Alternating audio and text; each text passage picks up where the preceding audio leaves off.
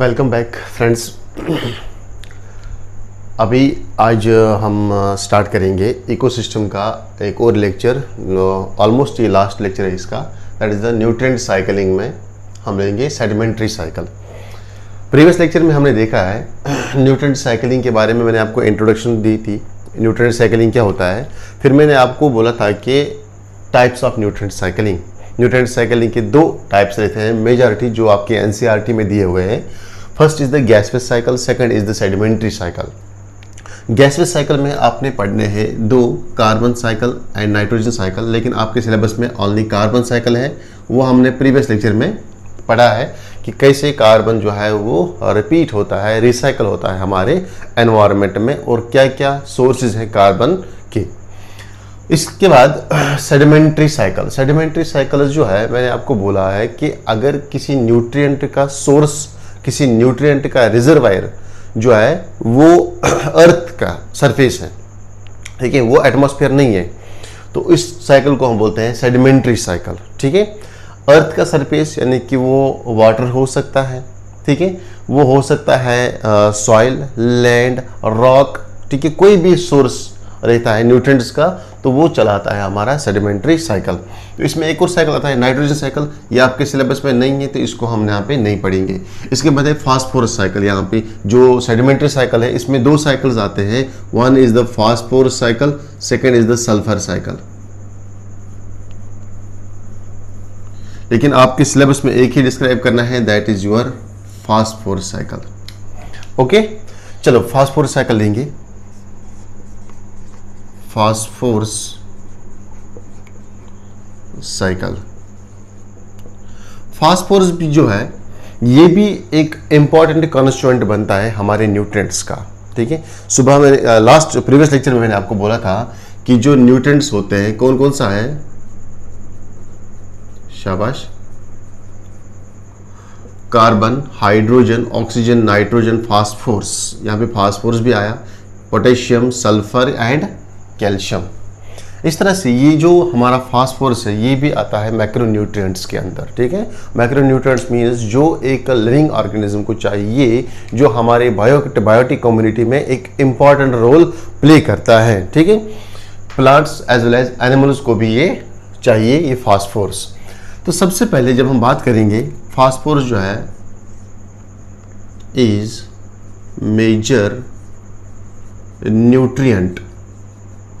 ये एक major nutrient है हमारे इकोसिस्टम के अंदर, हमारे इकोसिस्टम के अंदर, क्योंकि it is needed by both plants as well as animals. Plant life as well as animal life जो है, इसको ये चाहिए अपने मेटाबॉलिज्म चलाने के लिए। ठीक है, तो इसके बाद हम बात करेंगे यहाँ पे सबसे पहले फास्फोरस की सोर्सेज क्या क्या है। जैसे हमने प्रीवियस लेक्चर में देखा था, हम सबसे पहले बात करते हैं सोर्स की। अगर ये न्यूट्रिएंट की साइकिलिंग आपको पढ़नी है, तो इससे पहले आपको जानना चाहिए कि इसके सोर्स क्या क्या है, कहाँ पे हमें फास्फोरस ज़्यादा मिलता है। ठीक है, कौन कौन से सोर्सेज के अंदर। अगर मैं बात करूँगा फर्स्ट सोर्स की, तो फर्स्ट सोर्स है एनिमल बॉडी। एनिमल बॉडी, जिस तरह कार्बन मैंने सुबह पढ़ाया था आपको, कार्बन जो है उसमें भी, कार्बन का जो सोर्स है उसमें भी ह्यूमन का सोर्स हमें देखता है। प्लांट्स में हमें कार्बन मिलता है, ह्यूमन्स के अंदर यानी कि बाकी एनिमल्स के अंदर। इसी तरह यहाँ पे हम बात करेंगे फास्फोरस की जो सोर्स है, that is the animal body. Animal body में कहाँ पे, अगर मैं बात करूँगा, सबसे पहले जो हमारा डीएनए आरएनए है, जिसको हम बोलते हैं न्यूक्लिक एसिड्स। न्यूक्लिक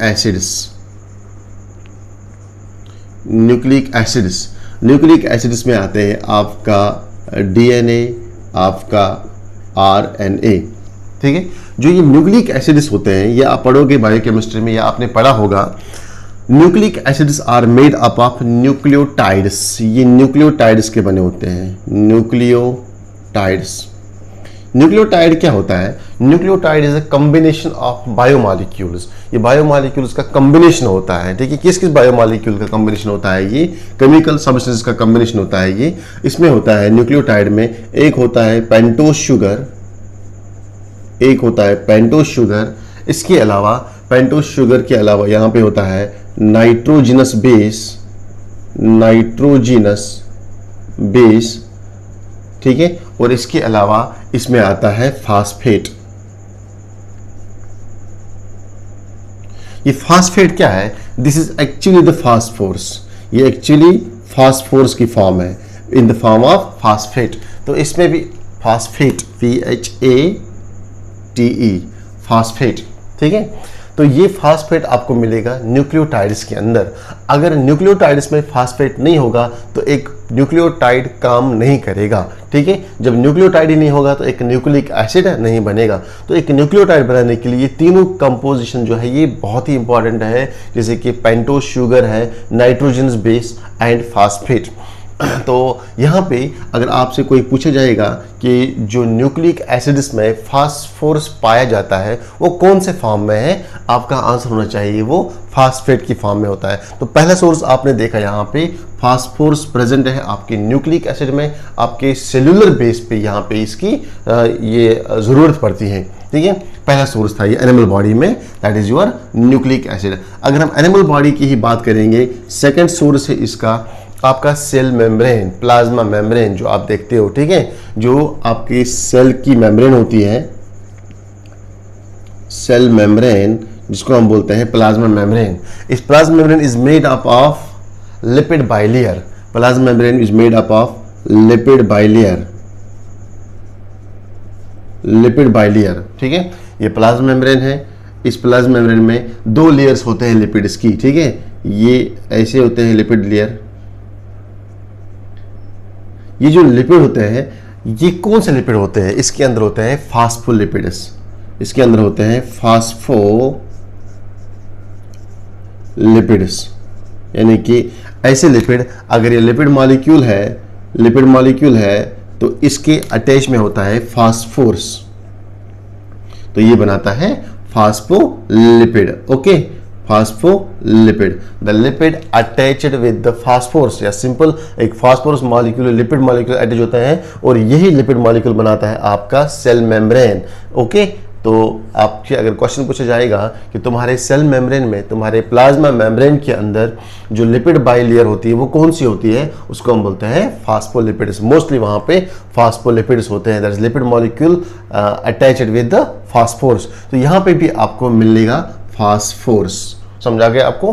तो इस तरह से अगर फास्फोरस नहीं होगा तो ये लिपिड्स की वो प्रॉपर्टी नहीं रहेगी जिस प्रॉपर्टी से ये हमारी लिपिड बाइलेयर बनाती है, ठीक है। आपका सेल मेम्ब्रेन भी आ गया इसमें, न्यूक्लिक एसिड्स में भी आपकी बॉडी में है। इसके अलावा आप कहाँ देखते हो हमारी बॉडी के अंदर, किसी भी एनिमल के बॉडी के अंदर फास्फोरस जहाँ पे आपको दिखेगा, ठीक है। तो इसके अलावा हम देखते हैं एनर्जी करेंसी जो हमारे सेल के अंदर होती है, एडेनोसिन ट्राइफॉस्फेट। आपने नाम सुना होगा एडेनोसिन ट्राइफॉस्फेट, ATP। ATP इसको हम क्यों बोलते हैं ट्राइफॉस्फेट, एडेनोसिन ट्राइफॉस्फेट क्यों इसको बोलते हैं, ठीक है।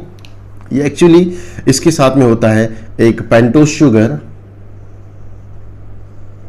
एक पेंटोज शुगर रहता है, ठीक है। और पेंटोज शुगर के साथ यहाँ पे नाइट्रोजनस बेस होती है, ठीक है, नाइट्रोजनस बेस।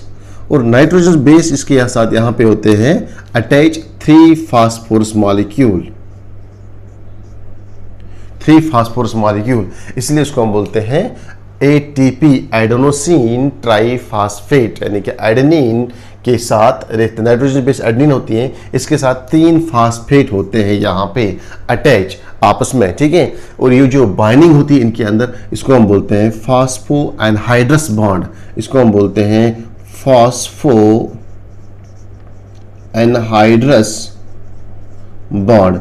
ये बॉन्ड जो है, जब ये बॉन्ड ब्रेक हो जाएगा यहाँ पे, तो यहाँ पे इसकी ब्रेकेज पे एनर्जी निकलती है, ये एनर्जी बहुत ज़्यादा होती है, तो इसीलिए इसको हम बोलते हैं energy currency of the cell. Energy currency, जो भी सेल को एनर्जी चाहिए वो एनर्जी कहाँ से लाती है, वो हमारे ATP से। तो ये ATP किसका बना होता है, एडेनोसिन ट्राइफॉस्फेट, सॉरी ये नाइट्रोजन बेस जो है एडेनोसिन है, एडेनिन है, और ये आपके पास पेंटोज शुगर है। पेंटोज शुगर के साथ एडेनिन बेस होती है और एडेनिन के साथ अटैच होता है 3 फास्फोरस। तो यहाँ पे भी आपको मिलेगा दिस इज योर फास्फोरस, अब देखो फास्फोरस कितना इंपॉर्टेंट है हमारे इकोसिस्टम के अंदर। सबसे मेन सोर्स जो इसका है वो एनिमल की बॉडी है इटसेल्फ, ठीक है। या ये एटीपी आपको प्लांट्स के अंदर भी देखने को मिलेगा, सेल मेम्ब्रेन आपको प्लांट्स के अंदर भी देखने को मिलेगा, हाँ, न्यूक्लिक एसिड्स आपको प्लांट्स के अंदर भी देखने को मिलेगा। तो हम बोल सकते हैं animal body as well as plant body, as well as plant body के अंदर भी आपको देखने को मिलेगा। सिंपली हम बोल सकते हैं लिविंग ऑर्गेनिज्म के अंदर, हम बोल सकते हैं लिविंग ऑर्गेनिज्म के अंदर जो लिविंग ऑर्गेनिजम्स हैं उनके अंदर डिफरेंट सोर्सेज में, डिफरेंट फॉर्म्स में हमें फास्फोरस मिलेगा। न्यूक्लिक एसिड, सेल मेम्ब्रेन की बाइलिपिड बाइलेयर में एटीपी, एडेनोसिन ट्राइफॉस्फेट, या इसी तरह बहुत सारे और सोर्सेज होते हैं जैसे कि जीटीपी है, ठीक है, गानोसिन ट्राइफॉस्फेट, यहाँ पे भी 3 फास्फेट होते हैं। तो जब ये बॉन्ड ब्रेक हो जाता है तो यहाँ से एनर्जी निकलती है, एक फास्फोरस रिलीज होता है, फिर ये बॉन्ड रिलीज होता है तो ये दूसरा फास्फोरस रिलीज होके और एनर्जी प्रोवाइड करता है। इस तरह से ये एटीपी एनर्जी सोर्स बनाता है due to the presence of this phospho anhydrous bond.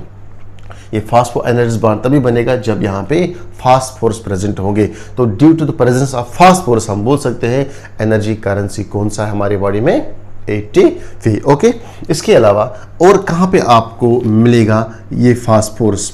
हमारे ही बॉडी में अगर देखेंगे कुछ ऐसे स्ट्रक्चर्स हैं जैसे कि हमारे टीथ हैं, जैसे कि हमारे बोन्स हैं, और कुछ एनिमल्स में शेल्स होते हैं, ठीक है, एग के ऊपर शेल होता है, या मोलस्कन के बॉडी के ऊपर शेल्स होते हैं, ठीक है, उसमें भी they are also rich in the phosphorus. या अगर देखोगे आप एनिमल के टीथ जिसको हम टस्क बोलते हैं, वो टस्क जो है वो also they are also rich in the phosphorus. तो मैं लिखूंगा यहाँ पे कुछ एनिमल स्ट्रक्चर्स होते हैं, एनिमल बॉडी में कुछ स्ट्रक्चर्स होते हैं, they are also rich in the phosphorus like that of teeth. Teeth के अंदर भी आपको फास्फोरस मिलेगा, like that of the bones, bones में भी आपको फास्फोरस देखने को मिलेगा, शाबाश। इसके अलावा शल, एनिमल के शल जो है उसमें भी आपको फास्फोरस मिलेगा। टस्क, एलिफेंट का, हाथी का जो दांत रहता है, that is also the rich source of the phosphorus. तो ये सारी चीज़ें जो हैं they are rich in phosphorus, rich in phosphorus. इसके अलावा नंबर 5, ये था फर्स्ट, सेकंड, थर्ड, फोर्थ, 5। इसके अलावा एक इंपॉर्टेंट सोर्स जो है फास्फोरस का, अगर हम अर्थ क्रस्ट की बात करेंगे, एक इंपॉर्टेंट सोर्स है that is the rocks. Rock is an important source of, rock is an important source of phosphorus। जो रॉक के अंदर फास्फोरस प्रेजेंट होता है उसको हम बोलते हैं रॉक मिनरल। मे भी ये क्वेश्चन आ सकता है, बोलो rock is important in which of the following mineral, कौन से मिनरल में रॉक जो है वो रिच होते हैं? तो आपका आंसर होना चाहिए फास्फोरस। तो फास्फोरस जो रॉक्स के अंदर प्रेजेंट होता है उसको हम बोलते हैं रॉक मिनरल, रॉक मिनरल। तो ये भी क्वेश्चन आ सकता है, बोलो फास्फोरस जो रॉक्स में प्रेजेंट होता है कौन से फॉर्म में होता है? तो ये भी आपको याद होना चाहिए, the phosphorus present in the rocks is in the form of phosphate, in the form of phosphate. ये याद रखना, फास्फेट की फॉर्म में होता है ये प्रेजेंट, ठीक है। तो इस तरह से ये कुछ इंपॉर्टेंट सोर्सेज हैं जो आपको याद रखने हैं फास्फोरस साइकिल पढ़ने से पहले। इसके सोर्सेज आपको जानना बहुत ही ज़रूरी है। सबसे पहले एनिमल, प्लांट यानी कि लिविंग ऑर्गेनिज्म की बॉडी में न्यूक्लिक एसिड्स में होता है, सेल मेम्ब्रेन में पाया जाता है, एटीपी, जीटीपी, एडीपी, एएमपी वगैरह सब में फास्फोरस होता है। Animal structures like teeth, bone, shells and tusks में भी they are also rich in the phosphorus. और इंपॉर्टेंट पॉइंट यहाँ पे, रॉक्स के अंदर फास्फोरस छुपा होता है। Rock is the important source in which the rock mineral is present। rock mineral जो फास्फोरस होता है in the form of phosphate, ठीक है। नाउ साइकिल की बात करेंगे अब, ठीक है।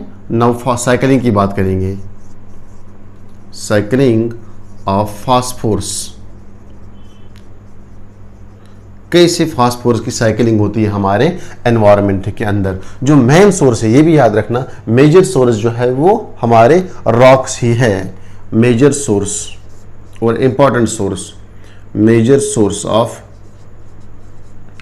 फास्फोरस। क्योंकि हमने यहाँ पे ही बोला सेडिमेंट्री साइकिल ऐसे साइकिल्स होते हैं जहां पे न्यूट्रिएंट्स अगर प्रेजेंट होंगे अर्थ के किसी भी पार्ट के अंदर, ठीक है, अर्थ के या सॉइल में, अर्थ के या रॉक्स में अगर ये न्यूट्रिएंट प्रेजेंट है वहां से ये रिसाइकल होता है, तो ऐसे साइकिल्स को हम बोलते हैं सेडिमेंट्री साइकिल, ठीक है। नाउ ये rock, this is the rock, इस रॉक के अंदर न्यूट्रिएंट प्रेजेंट है। कौन सा न्यूट्रिएंट है ये, कौन सा मिनरल है ये फास्फोरस है। इसके अंदर फास्फोरस प्रेजेंट है। This is the phosphorus in the rock, phosphorus in the rock. ये कहाँ से आया, ये रॉक जब बनती है तो नेचुरली इसमें एक्यूमुलेट होता है फास्फोरस, जिसकी वजह से ये रॉक जो है बहुत ही स्ट्रांग होती है।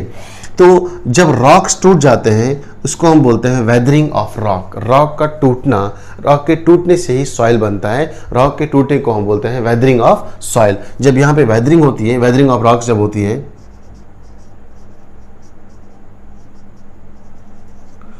WHE है, ठीक है, weathering of rocks.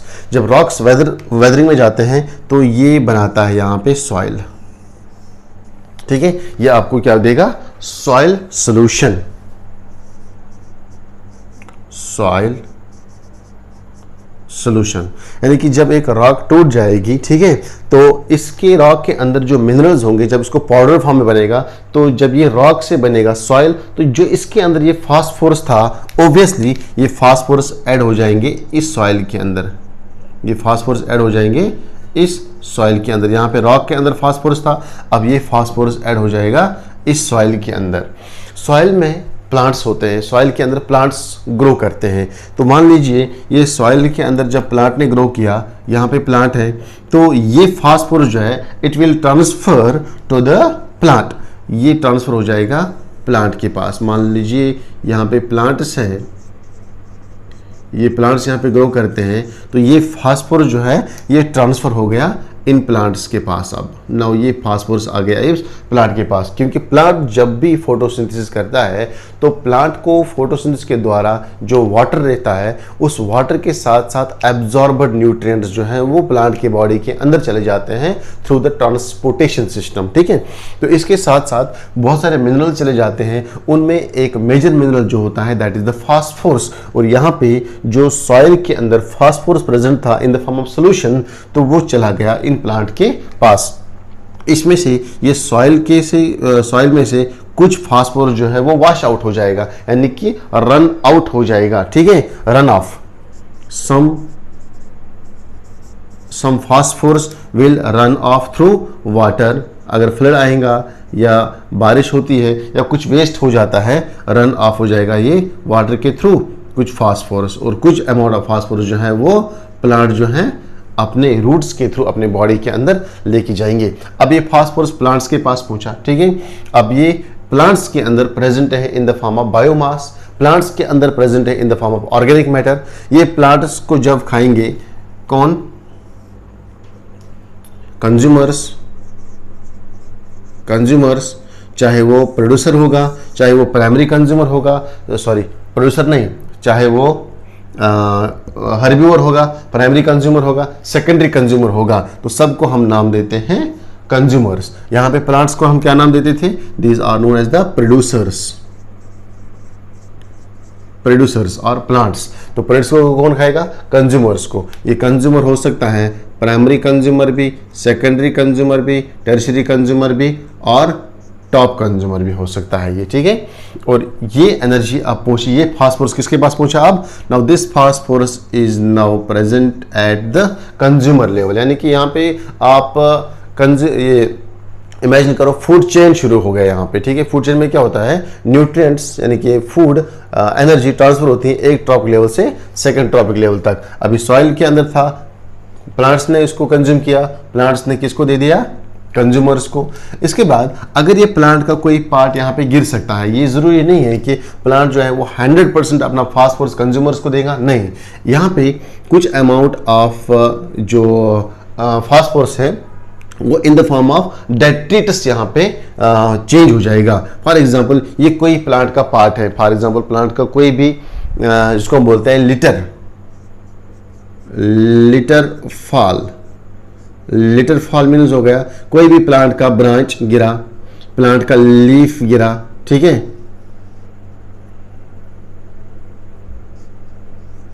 Leaf, branch या कोई भी फ्रूट या सीड या फ्लावर, ठीक है, जो प्लांट से डिटेच हो गया, अब वो क्या बना, डेट्रिटस बना, ठीक है। और ये कंज्यूमर, जब ये कंज्यूमर की डेथ हो जाएगी तो ये फास्फोरस कहाँ पे ऐड हो जाएगा, again it will add into the soil. Consumers के बाद ये बनेगा डेट्रिटस, डेट्रिटस। और डेट्रिटस के ऊपर ये लिटर फॉल, ये भी क्या बनेंगे, डेट्रिटस। और डेट्रिटस के ऊपर कौन से करेंगे एक्ट, डिकम्पोजर्स यहाँ पे एक्ट करेंगे, डिकम्पोजर्स। और डिकम्पोजर्स क्या करेंगे, इसको डिकम्पोजिशन, डिकम्पोजिशन इस डेट्रिटस, यानी कि ये डेड ऑर्गेनिक मैटर जो रहता है इसको चेंज करेंगे यहाँ पे फिर से इनऑर्गेनिक आयन्स में। और इस तरह से जो ये फास्फोरस यहाँ पे इस डेट्रिटस के अंदर था, डेट्रिटस के अंदर था, चाहे वो न्यूक्लिक एसिड की फॉर्म में होगा, चाहे वो सेल मेम्ब्रेन के फॉर्म में होगा, एटीपी के फॉर्म में होगा, या किसी भी स्ट्रक्चर के फॉर्म में होगा, अब वो रिसाइकल हो जाएगा, वापस से इस सॉइल के अंदर वापस आएगा। इस तरह से ये सॉइल से फिर वापस लेंगे प्रोड्यूसर्स अपना फोटोसिंथेसिस करने के लिए, अपना डेवलपमेंट करने के लिए, फिर से ये साइकिल कंटिन्यूसली चलेगा, ठीक है। एक बार सॉइल बना, इसको हम बोलते हैं वेदरिंग होगी, एक बार सॉइल आ गया, सॉइल के न्यूट्रिएंट्स ऐड हो गए, तो ये न्यूट्रिएंट्स फिर अपने आप इनकी रिसाइकलिंग होती है through the different trophic levels of the ecosystem. इस तरह से ये आपका फास्फोरस साइकिल चलेगा। आप समझ आ गया बेटा, आपको क्लियर हुआ पॉइंट अच्छे से। नो, इससे पहले आपने पढ़ा था कार्बन साइकिल, ठीक है। No, what is the difference between the phosphorus cycle and the carbon cycle. कुछ पॉइंट्स में बताऊंगा डिफरेंस की, तब तक इसका स्क्रीनशॉट आप ले लो, इसके बाद में इसको रब करूंगा। शाबाश, जल्दी से करो।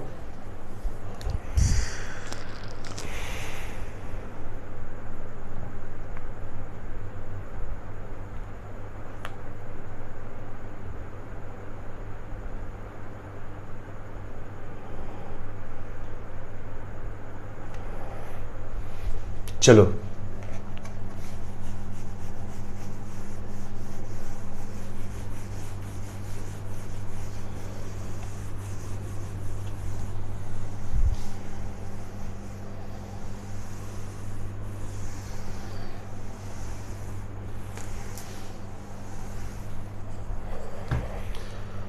देखो कार्बन साइकिल और फास्फोरस साइकिल में क्या डिफरेंस है। मोस्ट ऑफ द कार्बन, आपने देखा था कार्बन साइकिल में मोस्ट ऑफ द कार्बन जो है वो ऐड होता था एटमॉस्फेयर से, यानी कि क्लाइमेटिक चेंजेस की हेल्प से, यानी कि रेनफॉल से भी, ठीक है। Mostly carbon is added to atmosphere by rainfall. जब रेनफॉल होता है तो रेनफॉल से भी बहुत सारा कार्बन जो है वो ऐड होता है हमारे एटमॉस्फेयर के अंदर। अगर हम इसके बराबर फास्फोरस की बात करेंगे, कोई भी फास्फोरस ऐड नहीं होता है रेनफॉल से, ठीक है। No phosphorus is added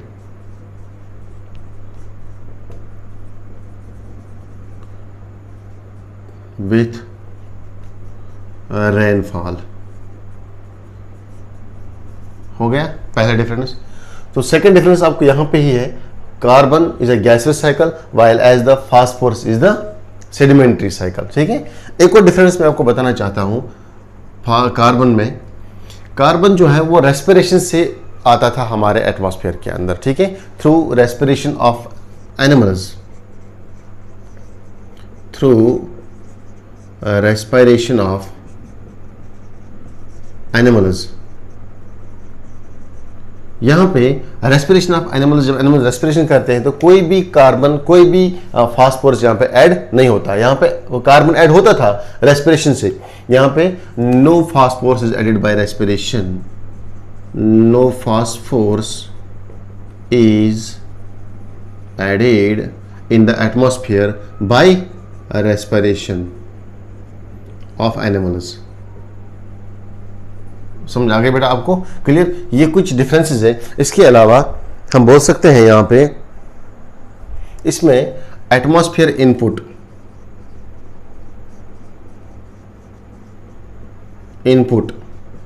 is high, यानी कि हम बोल सकते हैं एटमॉस्फेयर में कार्बन की मात्रा जो है बहुत ही ज़्यादा है।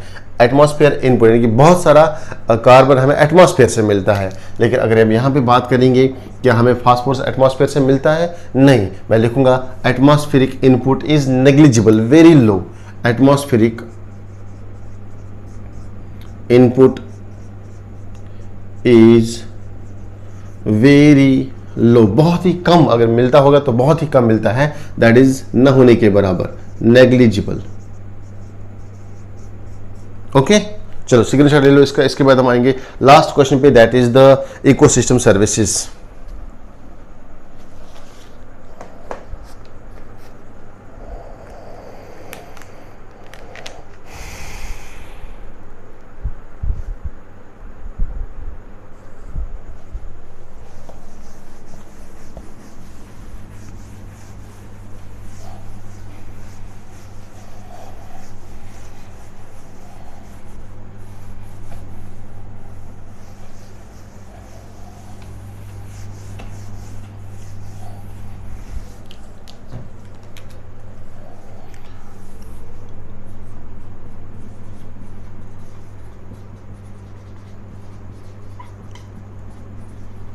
इकोसिस्टम सर्विसेज लास्ट टॉपिक है ये इसका। इकोसिस्टम सर्विसेज क्या होता है मैं आपको पहले समझाऊंगा। इकोसिस्टम सर्विस जो है, they are the products of ecosystem processes, products of ecosystem processes. जो भी इकोसिस्टम के अंदर प्रोसेसेस चल रहा है, अभी तक हमने पढ़ा है इकोसिस्टम जो है ये बहुत ही चीज़ें हमें प्रोवाइड करता है, ठीक है। ये जो हमें देता है इकोसिस्टम एक ऑर्गेनिज्म को, लिविंग ऑर्गेनिज्म को, स्पेशली ह्यूमन बीइंग्स को, तो वो प्रोडक्ट्स कहलाएंगे। इसकी जो प्रोडक्ट्स हैं जो हमारे लिए अवेलेबल है, इसको हम नाम देते हैं इकोसिस्टम सर्विसेज, यानी कि जो सर्विस हमें प्रोवाइड करता है। फॉर एग्जांपल, मैं आप लोगों को पढ़ाता हूँ, ये मेरी तरफ से सर्विस है आपको, जो मैं आपको दे पा रहा हूँ, समझ आ गया आपको। इसी तरह इकोसिस्टम जो है वो हमें क्या क्या चीज़ें देता है, ये सब इकोसिस्टम के प्रोडक्ट्स हैं, इसको हम नाम देते हैं इकोसिस्टम सर्विसेज। ये इकोसिस्टम सर्विसेज जो है, ये सर्विसेज जो है बहुत ही महंगी है, नहीं कि इकोसिस्टम हमारे से कोई पैसा नहीं लेता है, ठीक है, कोई भी पैसा आपसे इकोसिस्टम नहीं मांगता है। ये सर्विसेज जो है, फॉर एग्जांपल, पहले आपको मालूम होना चाहिए कि ये सर्विसेज कौन कौन सी सर्विसेज है, ठीक है, क्या क्या हमें इकोसिस्टम प्रोवाइड करता है। हमने देखा है इकोसिस्टम हमें प्रोवाइड करता है फुल फॉरेस्ट्स, यानी कि हेल्दी फॉरेस्ट्स।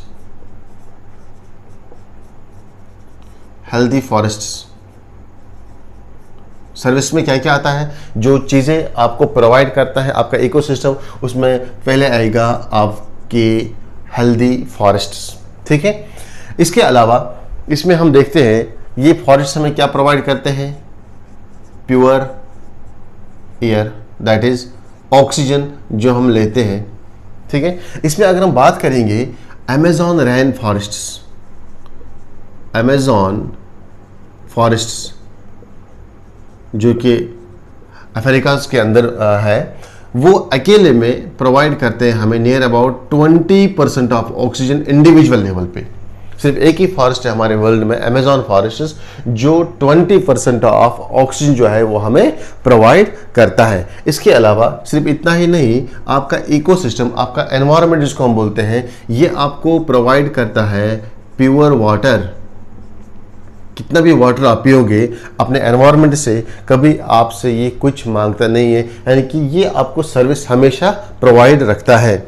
इसके अलावा अगर आप देखेंगे, ये आपकी जो वाइल्ड लाइफ है उसको हैबिटेट प्रोवाइड करता है। जितने भी हमारे एनिमल्स हैं, माइक्रोब्स हैं, बर्ड्स हैं, इंसेक्ट्स हैं, उन सब के लिए ये हमारा एनवायरनमेंट जो है, हमारा इकोसिस्टम जो है, ये एक सर्विस प्रोवाइड करता है, दैट इज उनके लिए हैबिटेट प्रोवाइड करता है। प्रोवाइड्स हैबिटेट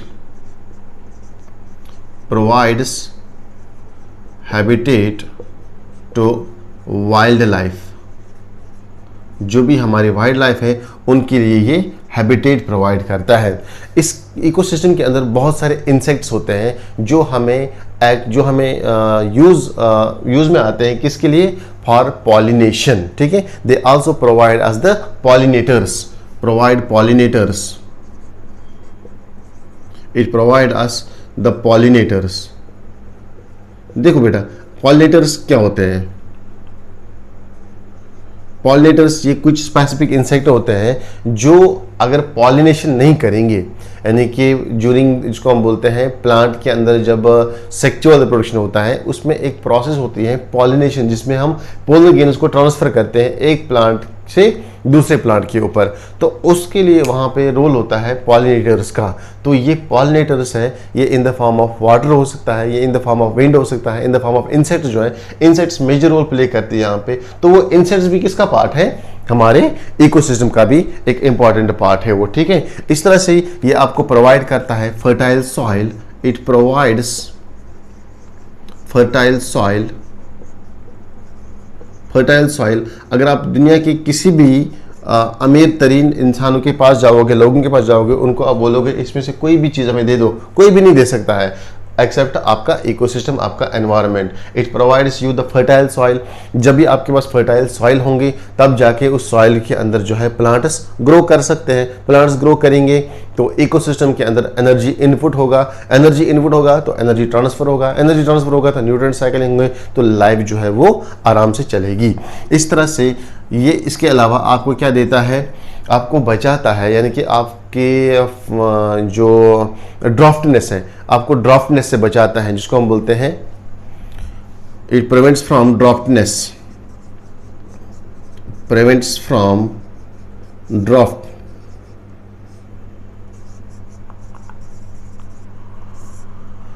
ड्राफ्ट मीन्स हो गया खुशक, जिसको हम बोलते हैं खुशक सहली, यानी कि अगर बारिश नहीं आएगी कभी तो पूरी जो फसल है वो जल जाएंगे, पूरा जो लैंड है उसमें न्यूट्रिएंट्स कम हो जाएंगे, ये पूरा ड्राफ्ट बनेगा, ठीक है, DROUGHT, ड्राफ्टनेस, ठीक है। इसके अलावा क्या देता है आपको, आपका इकोसिस्टम क्या क्या चीज़ें आपको प्रोवाइड करता है, also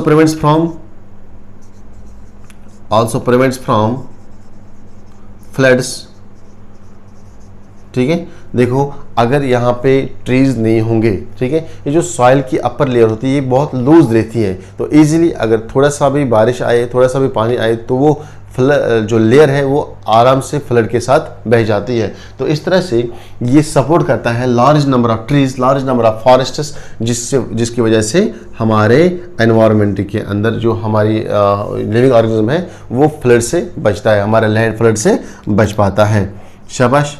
इसके अलावा ये क्या क्या प्रोवाइड करता है आपको, शाबाश, मैं बोल सकता हूँ, इट मेंटेन्स द बायोडाइवर्सिटी, शाबाश, इट मेंटेन्स बायोडाइवर्सिटी, मेंटेन करता है ये biodiversity.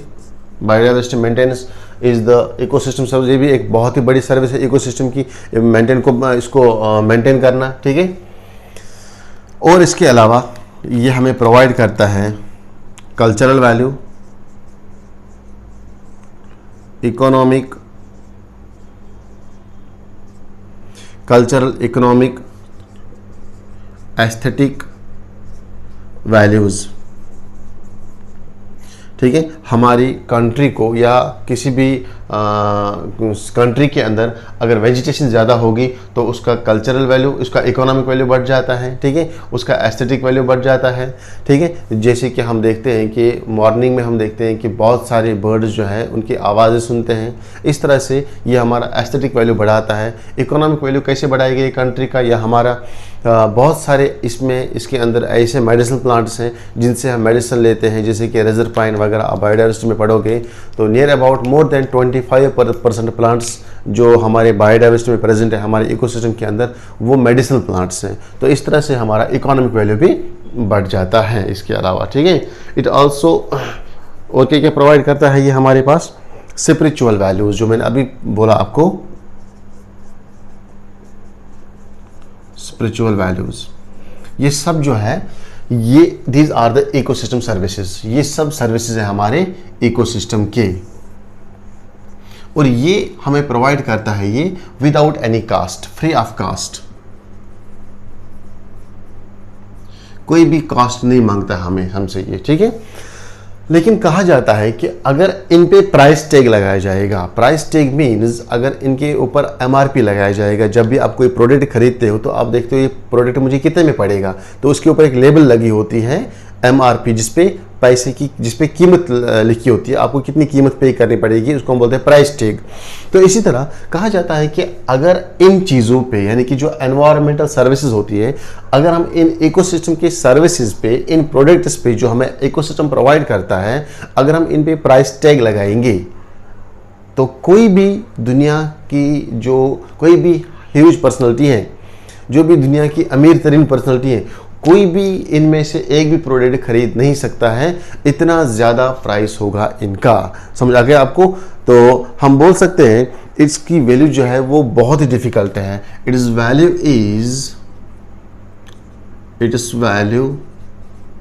Is very difficult to determine.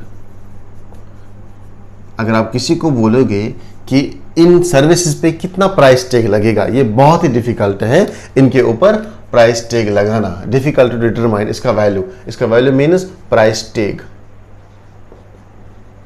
कि कितना पैसे हमें देना पड़ेगा अपने एनवायरनमेंट की ओर, तब जाके ये हमें सर्विस जो है प्रोवाइड करेगा। लेकिन आपका एनवायरनमेंट कुछ भी नहीं मांगता है आपसे, ठीक है। तो मैंने क्या बोला अभी तक कि ecosystem service means products of the ecosystem, जो प्रोडक्ट्स हमें इकोसिस्टम प्रोवाइड करता है, ये हमें प्रोवाइड करता है फ्री ऑफ कास्ट, लेकिन इसके ऊपर its value is very difficult to determine. इनका वैल्यू क्या है, इन सर्विसेज का पैसा कितना होगा, इनका हमें क्या चुकाना पड़ेगा, अगर इन पे प्राइस टैग लगेगा तो वो वैल्यू जो है वो डिटरमाइन हम नहीं कर सकते, इतना ज़्यादा हो सकता है। और कोई भी दुनिया का अमीर तरीन इंसान, अमीर तरीन शख्स जो है वो इन सर्विसेज में से किसी की कीमत चुका नहीं सकता है, ठीक है। तो ये एक साइंटिस्ट था, उसका नाम था रॉबर्ट कॉन्स्टेंजा।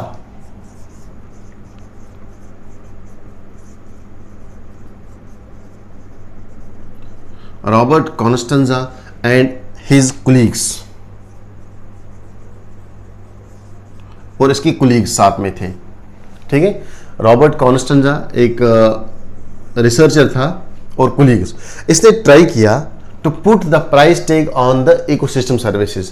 जो ये प्रोडक्ट्स हैं, इसने ट्राई किया कि मैं इन पे प्राइस टैग लगाने की कोशिश करूंगा। जब इसने वैल्यू देखा इनका, तो इस पे कितना लगा price tag, US dollars. Price tag जो है इंटरनेशनल वैल्यू यूएस डॉलर्स में लगता है near about 33 trillion US dollars. ये बहुत ही बड़ी अमाउंट होती है, 33 ट्रिलियन यूएस डॉलर्स।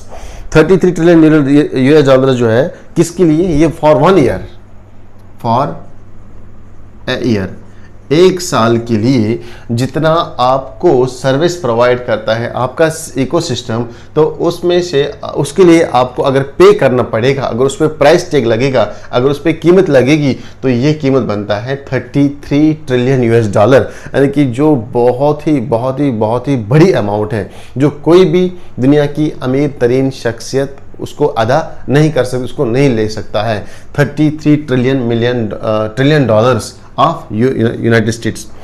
ये जो 33 ट्रिलियन है, it is near about double, ये कीमत डबल है टू दैट ऑफ जिसको हम बोलते हैं जीडीपी। जिस तरह जीडीपी रहता है, it is double, twice, this amount is twice to GNP gross, global gross national product, global gross national product. जिस तरह हमारा जीडीपी होता है ना, इसी तरह कंट्री इंटरनेशनल लेवल पे होता है जीएनपी, इसलिए इसको हम बोलते हैं ग्लोबल ग्रॉस प्रोडक्ट, ठीक है।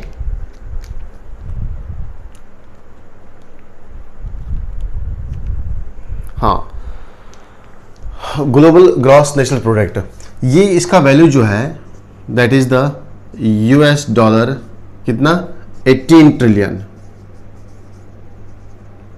यानी कि ये जीएनपी क्या होता है, अगर जितना भी एक कंट्री एक साल में इन्वेस्टमेंट करता है, चीज़ें जो है वो खरीदता है, उसके ऊपर उसका कितना इंटरेस्ट रहता है, यानी कि जिसको हम बोलते हैं इनकम, ठीक है। कंट्रीज इन्वेस्टमेंट इनकम, जिस तरह हमारा जीडीपी है, जिस तरह हमारा जीडीपी है, इसी तरह होता है जीएनपी। जीएनपी मान लो ये जीडीपी होता है, ठीक है। तो ये कितना है, इसका वैल्यू कितना है, 18 ट्रिलियन यूएस डॉलर्स। तो उससे भी ज़्यादा है क्या, प्राइस टैग हमारे एनवायरनमेंट की। यानी कि रॉबर्ट कॉन्स्टेंजा एंड इसके कुलीग्स ने ट्राई किया था कि हम इन एनवायरमेंटल सर्विसेज के ऊपर एक प्राइस टैग लगाएंगे, जो प्राइस टैग का कीमत कितना बना, 33 ट्रिलियन यूएस डॉलर्स एक साल के लिए। ये 33 ट्रिलियन डॉलर्स कितना ज़्यादा है, दिस इज ट्वाइस, ये मोर देन है जितना एक कंट्री का साल भर का इनकम रहता है, उससे भी ज़्यादा है ये। तो इसका मतलब ये कोई भी इसको अदा नहीं कर सकता, कोई भी इस कीमत को नहीं देख सकता है और ये चीज़ें नहीं खरीद सकता है वहाँ से, ठीक है। अगर हम इसमें देखेंगे, इसमें से का नियर अबाउट 50% जो है, इस प्राइस में से का 50% जो है वो इसने लगाया है किसके लिए, only for soil formation. 50% is for soil formation,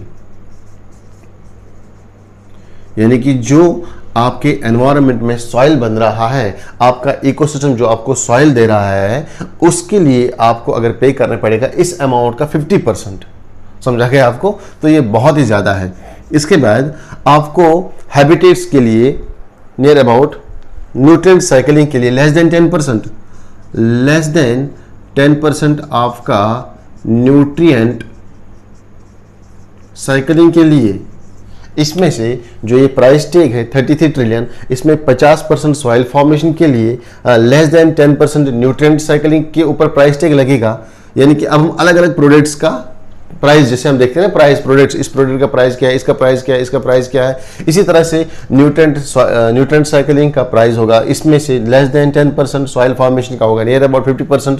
इसी तरह होगा 6% नियर अबाउट द हैबिटेट, जो ये हैबिटेट प्रोवाइड करता है, वाइल्ड लाइफ हैबिटेट,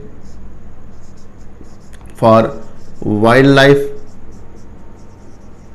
हैबिटेट, इसके लिए होगा 6%, ठीक है। और नियर अबाउट अगर हम बात करेंगे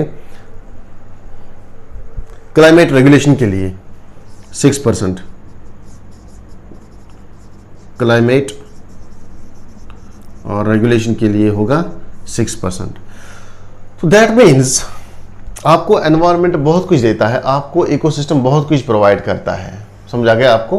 तो इसके बदले में आपसे ये कुछ भी नहीं मांगता है, without any cost, free of cost आपको ये प्रोवाइड करता है। तो इसका वैल्यू अगर हम डिटरमाइन करेंगे, इसके रेट अगर हम डिटरमाइन करेंगे, इसका प्राइस अगर हम डिटरमाइन करेंगे, तो ये प्राइस बहुत ही डिफिकल्ट होगा डिटरमाइन करने, क्योंकि ये प्राइस बहुत ही ज़्यादा होगा। इन पे हम प्राइस नहीं लगा सकते हैं, इतना ज़्यादा इनका वैल्यू है। और ये आपको कहीं भी दुनिया की किसी मार्केट से नहीं मिलने वाले हैं ये चीज़ें, जो आपको आपका एनवायरनमेंट प्रोवाइड करता है। रॉबर्ट कॉन्स्टेंजा एक उसके कोलीग्स, ये रिसर्चर का नाम है, उसने ट्राई किया था कि मैं इन पे प्राइस टैग लगाऊं, तो वो प्राइस टैग कैलकुलेट करके कितना आया, 33 ट्रिलियन यूएस डॉलर्स, जो डबल है किससे, इस कंट्री के इनकम से। जितना भी इस कंट्री का इनकम था, GNP global gross national product का, ये सिर्फ 18 ट्रिलियन ही रहता है पर एनम, लेकिन उससे भी ज्यादा क्या है इस सर्विसेज का प्राइस टैग। जो ये प्राइस टैग है उसमें से 50% आपका सॉइल फॉर्मेशन का बनता है, लेस देन 10% न्यूट्रिएंट साइकिल का होगा, 6% वाइल्ड लाइफ हैबिटेट के लिए होगा, और 6% क्लाइमेट रेगुलेशन, जो ये क्लाइमेट को रेगुलेट रखता है, जैसे कि ड्राफ्टनेस बचाता है, प्रॉपर रेनफॉल होता है, प्रॉपर टेम्परेचर मेंटेन रखता है, उसको हम बोलते हैं क्लाइमेट फॉर्मेशन। उसके लिए सिर्फ 60% इसने रखा, ठीक है, होना तो चाहिए था ज़्यादा, लेकिन ये सिर्फ इसने ऊपर ऊपर बताया कि कौन से सर्विस के लिए कितना प्राइस टैग लगेगा, ठीक है। तो इसके बरक्स में आपको इकोसिस्टम कुछ नहीं मांगता है। अब हम क्या दे सकते हैं अपने इकोसिस्टम को, अपने एनवायरनमेंट को हम क्या दे सकते हैं इस सारी चीज़ों के बदले। एनवायरनमेंट आपसे पैसा नहीं मांगेगा, एनवायरनमेंट आपसे फूड नहीं मांगेगा, एनवायरनमेंट सिर्फ आपसे मांगेगा कि पोल्यूशन से बचाओ मुझे। आपको क्या करना है, पोल्यूशन से बचाना है एनवायरनमेंट को, ज़्यादा से ज़्यादा पोल्यूशन नहीं करना है।